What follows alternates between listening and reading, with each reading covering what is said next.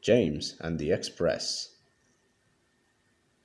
Sometimes Gordon and Henry slept in James's shed, and they would talk of nothing but bootlaces.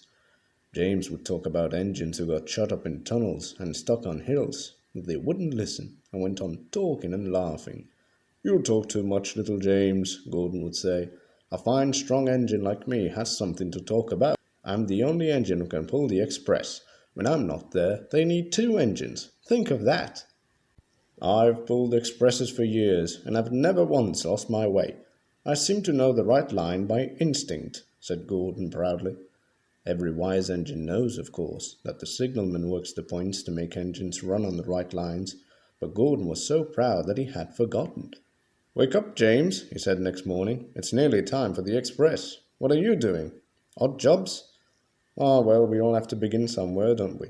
Run along now and get my coaches. Don't be late now." James went to get Gordon's coaches. They were now all shining with lovely new paint. He was careful not to bump them, and they followed him smoothly into the station, singing happily, "We're going away, we're going away." "I wish I was going with you," said James. "I should love to pull the express and go flying along the line."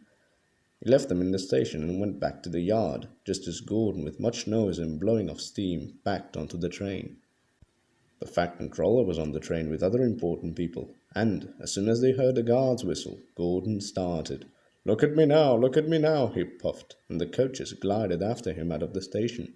"Hoop, hoop, hoop, hoop, hoop. Goodbye, little James. See you tomorrow." James watched the train disappear around the curve and then went back to work. He pushed some trucks into their proper sidings and went to fetch the coaches for another train. He brought the coaches to the platform and was just being uncoupled when he heard a mournful, quiet shush, shush, shush, shush.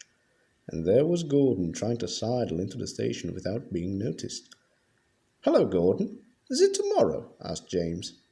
Gordon didn't answer. He just let off steam feebly. "Did you lose your way, Gordon?" "No, it was lost for me," he answered crossly. "I was switched off the main line onto the loop. I had to go all round and back again." "Perhaps it was instinct," said James brightly. Meanwhile, all the passengers hurried to the booking office. "We want our money back," they shouted. Everyone was making a noise, but the Fat Controller climbed on a trolley and blew the guard's whistle so loudly that they all stopped to look at him.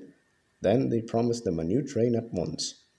"Gordon can't do it," he said. "Will you pull it for us, James?" "Yes, sir, I'll try." So James was coupled on, and everyone got in again. "Do your best, James," said the Fat Controller kindly. Just then the whistle blew, and he had to run to get in. Come along," puffed James. "You're pulling us well, you're pulling us well," sang the coaches. "Hurry, hurry, hurry," puffed James. Stations and bridges flashed by.